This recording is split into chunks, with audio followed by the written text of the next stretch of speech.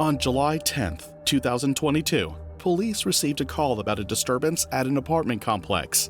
Officers rushed to the scene, prepared for anything, but not for what lay ahead. When they forced their way inside, they found a nightmare.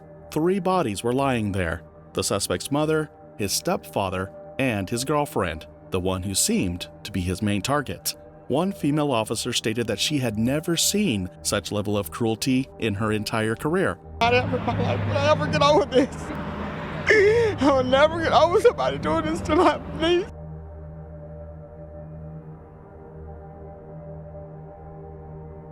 The story began a month earlier on June 2nd, 2022. Late that night, the suspect and his girlfriend had a terrible argument. Known for his jealous nature, he demanded her phone password, but she refused. Her defiance to give out the password enraged him, and he struck her repeatedly. As his anger deepened, he poured gasoline on her leg, then went looking for a lighter. In that horrifying moment, she saw a slim chance to escape and took it. Running out into the dark streets, it was 3 a.m., and she sprinted to a neighbor's house. When she rang the doorbell, her heart pounded until finally the door opened. The neighbor saw her distress, called the police, and the man fled. But the story didn't end there. His mother posted bail and he was released. Just 2 days later, his mother, stepfather, and girlfriend were found dead. This is the horrifying story of Zalea Frazier. This story takes us all the way to Detroit, Michigan, a city with a complex history shaped by economic shifts and social challenges that have influenced its crime rate. Zalea Frazier was a woman whose kindness and vibrant spirit was evident in everything she did. She had a natural charm and an uncanny ability to steer life in the direction she wanted, a mix of determination and grace that made her unforgettable to everyone she met. So, when this story saturated, people remember all her good character about her. Growing up with 6 siblings, Zalea witnessed firsthand the battles her family endured. She watched as her brother fought bravely against cancer, and as her sister faced the lifelong challenges of cerebral palsy. That's why she wanted to become a nurse. These experiences left a profound impact on her, igniting a deep-seated desire to help others, especially those facing medical struggles. Zalea wasn't just pursuing nursing for a career. It was a mission born from her own family's trials, a calling that went far beyond herself. Whatever it was, it captured the heart of a boy named Jonathan Welch. They started dating when she was just 16, and he was 17. 2 young souls completely smitten with each other.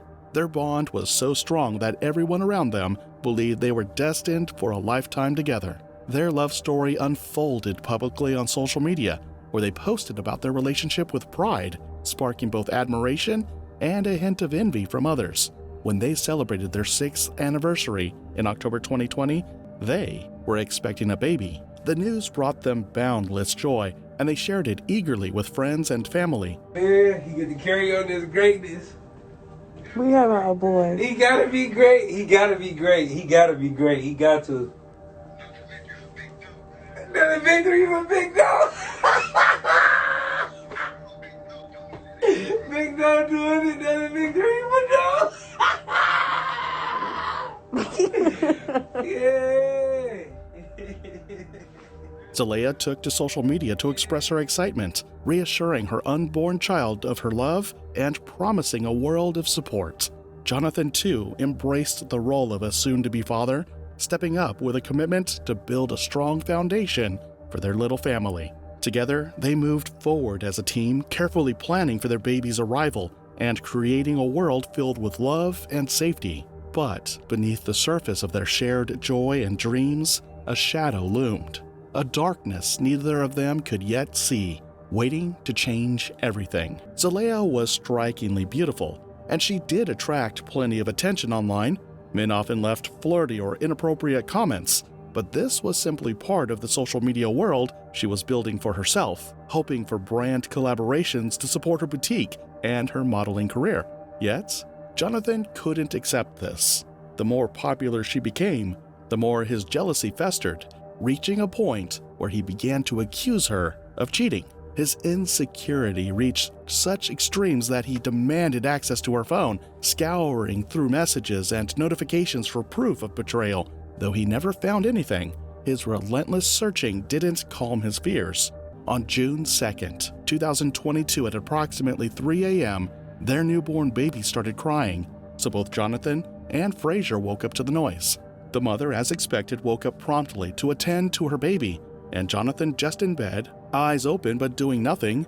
After a short while, idle Jonathan grabbed Frazier's cell phone that was on the bedside table and swiped, but the phone was locked. He asked the password to Frazier's cell phone. When Frazier refused, Jonathan jumped out of their bed and reached the power extension cord, wrapping it around her neck and repeatedly applying and releasing pressure. Remember, Frazier had just given birth to their new baby, so she was physically too weak to fight back. Having her tied up with the cord, Jonathan, who had gasoline hidden in their bedroom, poured it on Frazier's body, specifically between her legs. He did not stop on that. Jonathan heated a metal spatula on the stove to burn Frazier's arms and legs. He attempted to sexually assault her with a large pole during the attack. Also, he beat her several times with his belt and threatened her with a power drill. But this wasn't even the most shocking part of this brutal morning. The most shocking part was that Jonathan was so determined to continue hitting her that even when he was tired, he rested and then continued again after gathering some strength. The attack lasted for approximately 4 hours. Held her hostage for hours. He beat her. And when he got tired, he rested and beat her some more. What he did, torture. He poured gasoline on her. He wanted to kill her. Frazier managed to convince Jonathan to remove the extension cord so she could tend to their crying child. When he did, Frazier ran out of the front door fully naked to a neighbor's house. Jonathan chased her frantically, hoping to get a hold of her before she could reach the neighbor's house. But the adrenaline of someone fighting for her life was too much to handle. My sister was fully, she ran out the house and ran to a nearby neighbor house to get help. How do you let somebody out that did that to somebody? How do you let them out? And Zalea made sure to be on the front foot. Luckily for her, the neighbors responded immediately. Jonathan followed her to the neighbor's porch, attempted to pull her back, but eventually left. The neighbors took Frazier in, provided her with a blanket, and called 911. 911 arrived and met Zalea in a devastating state, but she was still able to give the exact description of Jonathan and the car he was using. A bolo was issued immediately, and in no time, his location was revealed. Zalea was taken to the hospital to assess the severity of the injuries and appropriate treatment. Detroit police officers were dispatched to the scene at 7:24 a.m. and arrested Jonathan later that day at 11:24 a.m. Following the attack, Jonathan was charged with multiple felonies, including torture, home invasion, criminal conduct, assault with intent to commit sexual penetration, assault with intent to do great bodily harm, and 3 counts of felonious assault. Despite the severity of the charges, Jonathan was issued a $100,000 bond, 10% cash or surety, by Magistrate Don White. With 10% cash required, this meant that Jonathan would be out of jail on $10,000 bond. In no time, his mother was able to raise the bond amount and get him out of jail. But he was ordered to have no contact with Zalea, and he was to wear a GPS tether and also stay in his mother's house. Many, especially at the Wayne County Prosecutor's Office, were stunned by the low bond set for Jonathan, given the trauma he had put Zalea through. $10,000 is easy to come up with. It's people that steal something from a store that would get more than $10,000. You torture somebody, you assaulted somebody, and you got out with paying $10,000. The prosecutor's office vowed to push for a higher bond once they gathered substantial evidence to support Zalea's claims. But Zalea, meanwhile, was trying to heal and move on. She moved to her parents' family. She was finding a sense of peace and freedom she hadn't felt in far too long. She desperately needed that break, and her family, seeing the toll everything had taken on her, rallied to give her a much-needed reprieve. On July 10th, 2022, her family organized a gathering in her honor, filling the day with laughter and warmth. It was a celebration of Zalea's strength and her fresh start. When I see you. A day filled with joy and hope for the future. Yet, tragically, no one knew this would be the last time they'd see her.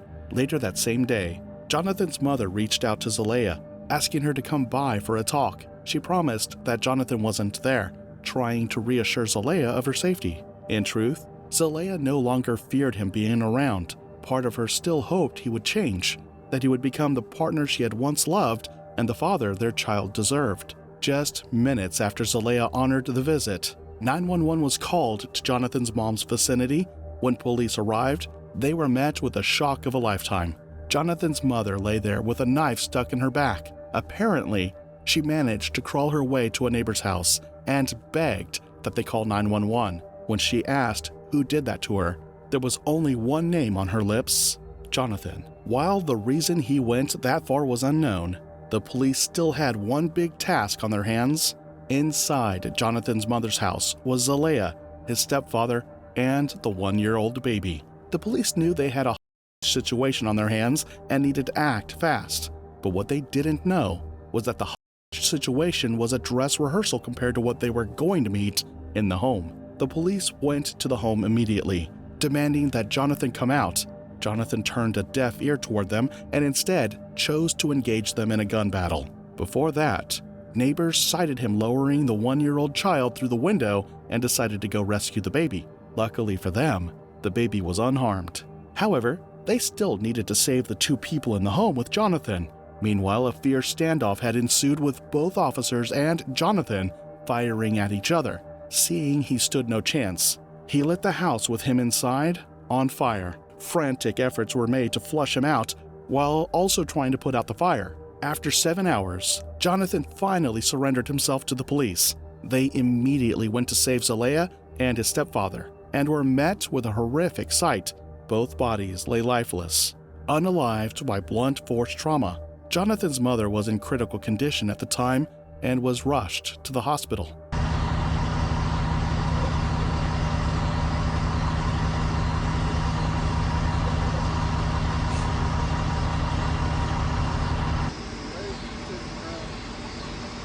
After Jonathan Welch's mother, Flossie Nicole Bray, was rushed to the hospital, she fought for her life but ultimately succumbed to her injuries on July 16, 2022. The third victim of a tragic family attack in Harper Woods has died tonight. The suspect is facing a slew of charges. The incident unfolded inside a home on Kenosha earlier this month, just days after the suspect was released on bond. Her death marked the third in a tragic series of events that had started in the Bray home in Harper Woods. Welch, already in custody after a 7-hour standoff with police at his mother's house, faced a series of charges. These included 3 counts of first-degree murder for the deaths of his mother, Flossie Bray, his stepfather, Robert Bray Jr., and his girlfriend, Zelaya Frazier. Additionally, he was charged with assault with intent to murder, second-degree arson, felonious assault, and felony firearm offenses. The family of Zelaya was beyond devastated when they heard of the news, wondering why Zelaya had accepted the invitation. It was later uncovered that Jonathan was also responsible for the murder of Natayla Morse, a 24-year-old woman found dead in a field on Detroit's East Side on June 4, 2022. Jonathan was accused of murdering Morse through blunt force trauma to the head, stealing her car, and setting it ablaze. It's hard to believe that someone would just beat a woman to death and then throw her body into a field just like this one. Family members still can't believe to this day that it happened. He faced charges for this 4th murder, which had occurred even before his initial arrest in June 2022. In a preliminary examination held in August 2022, the court reviewed the extensive list of charges and the details surrounding each assault, including the violent attack on Zelaya Frazier in June 2022. By July 2023, Jonathan Welch had pleaded guilty to all charges connected to the deaths of his family members, his girlfriend, and Natayla Morse. On November 1st, 2023, Jonathan was sentenced to 45 to 70 years in prison for the murders of 3, with an additional sentence of 20 to 40 years for the murder of Natayla Morse. The sentences were ordered to be served concurrently, marking the end of a deeply tragic and violent series of events. Given that Jonathan repeatedly demonstrated he was a danger to Zelaya, their child, and society as a whole, should he have been granted bond at all? Doesn't allowing him a bond contradict the purpose of a correctional system? Was paying that bond supposed to suggest he would change his behavior? Should the authorities bear full responsibility for this tragedy? Definitely broken. They should never let him out.